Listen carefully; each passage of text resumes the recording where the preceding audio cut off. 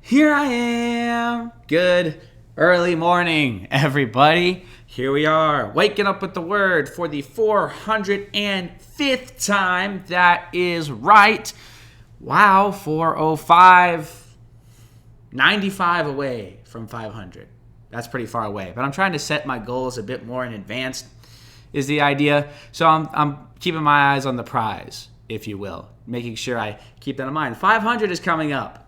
Eventually, all by God's grace, according to his will, however far he takes us. I haven't regretted a single day that we've done this together. It's always been a blessing. I've always gotten something new out of God's word by doing this with you, and I hope the same can be said for you, or at least that you feel like you've gained a deeper understanding of how to study God's word. That is my hope and prayer for you. All that said, please comment below if there's anything you want to talk about. I want to hear all about it. Be sure to like, share, subscribe, click the notification bell, all that good stuff. Let me know if this has been a blessing for you, because it's been a blessing for me to share it with you. Lots of great stuff happening in the Word of God today, as always. In 1 Corinthians chapter 4, verses 1 through 21, we have Paul talking about being fools for Christ. Now, this does not actually mean that we're dumb or unintelligent or make mistakes. It means we're humble. Essentially, in the eyes of God, when compared to God, of course we're fools. He is the wisest. He is above all. Essentially, we are humble because we admit that we are nothing. We need the Lord. He doesn't need us, but we need him. So to be a servant of the Lord is essentially to be a fool, not because it's a bad idea, but because we understand our place. We understand that we need his wisdom. We humbly admit that we want to serve him, and to do so, we need him. Not serving the Lord, that's the other kind of foolish, the stupid kind of foolish. So there you go. In Psalm 30, verses 1 through 12, we have more praise for answered prayer. This is a theme that has been coming up recently. The Lord hears us. He responds. His answers are the right ones, always. They are the ones that lead us according to his will, which means we will always get something better than whatever we had thought was right. If it's a yes or a no, whatever it is, God is leading us down the right path. As long as we are faithful to him, we will keep going down that right path, even when we don't get the answer that we expect. But he always hears us, and he always answers. Praise God for that. No, sorry, a little tickle in there. And in Proverbs 20, verses 28 through 30, we have a number of things, but the thing that's kind of stands out is a good king rules with mercy and truth. And obviously we're not kings, but a good king is someone you want to imitate, right? And we have the ultimate example of mercy and truth in the King of all creation, and that's the king we want to imitate. So really all people should have mercy and speak the truth in their dealings. We should imitate our king, our one true king.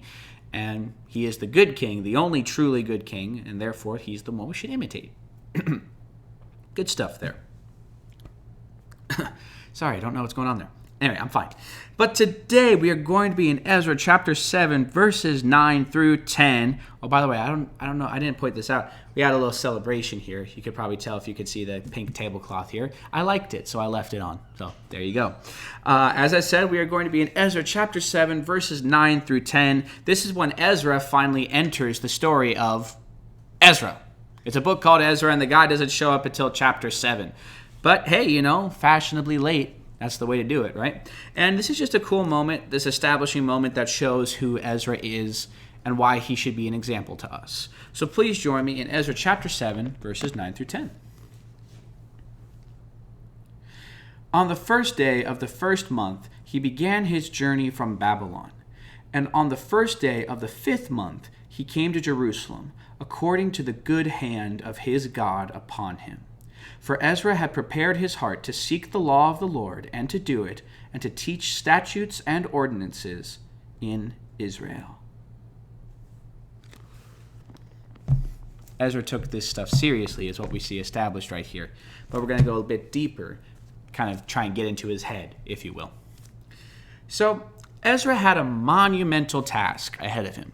The children of Israel were beginning to return from captivity and rebuild their home, and now Ezra was coming to lead them and restore the law of the Lord and the teachings of the scribes.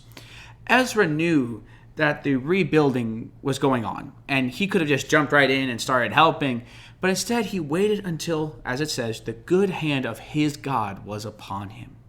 Ezra left for Jerusalem right when the Lord told him to, not a minute before or after. Ezra followed the will of the Lord exactly, and as a result, served him diligently and effectively. Now, how did Ezra do this? How was he so in tune with the will of the Lord? As verse 10 says, Ezra had prepared his heart to seek the law of the Lord. Ezra focused on the Lord completely. He internalized and meditated on the law so that he could live it out and teach it to the people who so desperately needed it. Ezra was able to receive God's will because while he was waiting, he spent his life preparing for the moment God would call him. And when the time came, Ezra was ready. We as Christians need to imitate Ezra's heart and actions. We may not always know what God's plan for us is right away, but we do know that we have his word. And we are supposed to learn it, meditate on it, and live it out in every area of our lives. We need to be ready for God's will, and the way to do that is to read, study, and apply the word of God as much as we possibly can. We need to prepare our hearts so that we will know when the good hand of our God is upon us. Please pray with me. Dear Father in heaven, thank you so much for this day. Lord, I pray that we will wait on you. We will wait for your will, your guidance, and your plan to be revealed to us. But while we are waiting, Lord, help us to prepare. Help us to study, read, and live according to your word. Help us to give all that we can to know you better, to live for you better, so that when the time comes that you do call us, we will be fully ready, fully able to execute your will to the best of our ability, of our God-given ability. Help us to be like Ezra, to move only when your good hand is upon us. In Jesus' name I pray. Amen. All right, there you have it. 405 episodes of Waking Up with the Word. And I love this passage because it kind of shows both halves of the Christian life. Yes, there is waiting on the Lord. That does not mean do nothing, though. We wait on the Lord, obviously, for the big decisions, for the big steps we need to take, even for the little steps we need to take. But while we are waiting, we have clear instructions for how we are supposed to live. We know that we're supposed to study, understand, and apply. We know these things. So we have something we're always supposed to be doing. We're supposed to be sharing, living this out. And when the Lord reveals the big will, when he reveals the overarching plan, the next step we need to take, we'll be ready because we'll already be living for him. So I like this moment because it really illustrates that. Please comment below if you want to talk about this or anything else in Scripture. We will work through it together. Be sure to like, share, subscribe, click the notification bell. Keep working on Genesis 1, verse 1, our first memory verse. And as I said, because I started midweek on this, we're going to go from, even though we already started working on it, we're going to go from this Monday to next Monday. So, no, Monday to Sunday probably. We'll get a new verse next Monday is the point. And we'll work on a new one. And if I could figure something out, I could bring one of my family in, have someone Zoom in, whatever it is. I would like for someone to recite the verse to you so that, you can be inspired, keep working on it. Some of these will be longer than others. This is all not meant to frustrate or challenge. It's all meant to teach us to internalize God's word. So we're going to keep building those blocks as we go.